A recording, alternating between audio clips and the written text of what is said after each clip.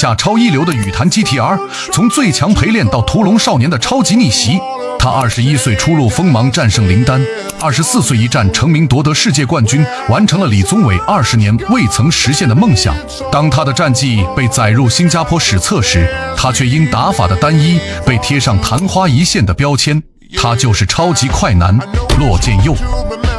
1997年6月26日，骆建佑出生于马来西亚槟城。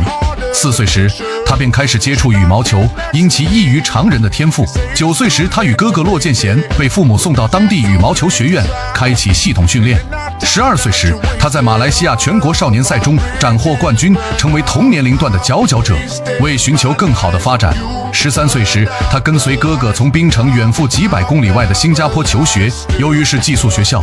起初骆建佑对没有父母管束的校园生活充满期待，但随着时间推移，加上与哥哥分处不同学校，思念之情逐渐涌上心头，他忍不住哭了起来。然而一场大哭后，骆建佑逐渐适应了这样的生活，从此专心投入训练与学习。2011年，新加坡正式成立国家青年羽毛球队，骆建佑成为首批队员。从此，他开始参加国家赛事，在青年比赛和低级成年赛事中历练。2015年对骆建佑意义重大，这一年他获得新加坡公民权，正式代表新加坡参加成人赛事。但天不遂人愿，2016年10月，根据新加坡法律，骆建佑必须完成2年兵役，这对正处上升期的运动员而言是毁灭性打击。服役期间，他完全没有系统训练时间，有时甚至只能晚上挤出空到球馆加练。由于身份特殊，那段时间他每年仅有不足1个月假期参加国际赛事。2017年，骆建佑在马来西亚国际系列赛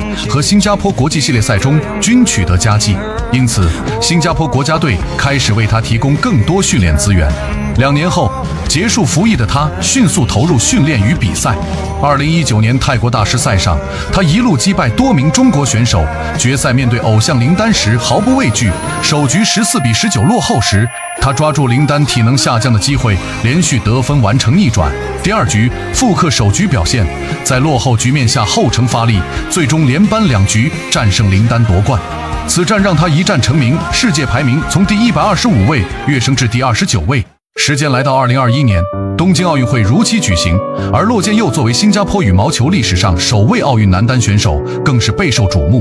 然而他却因大赛经验不足，在小组赛以1比2不敌印尼男单乔纳坦，遗憾出局。奥运会之后，骆建佑受邀来到了安塞龙的训练基地进行训练。同年的印尼公开赛中，骆建佑虽闯进决赛，但面对他打法非常熟悉的安塞龙，骆建佑与其鏖战3局，第3局更是被安塞龙碾压式压制。最终虽以1比2憾负，却完成了从潜力新星到顶级竞争者的跨越。1个月后的世锦赛，因疫情的影响，印尼队集体宣布退赛，中国队也只是草草出兵。在缺少了众多强大竞争者的情况下，他在首轮时隔1个月再次与安塞龙碰面，以2比1首轮爆冷安塞龙，成功复仇。随后他又接连击败安东森、斯里坎特等一众名将，成功夺得冠军，实现职业生涯首个世界冠军，而世界排名也因此飙升至第6位。也许是之前的光芒太过于耀眼，骆建佑的打法逐渐被针对。在随后的比赛中，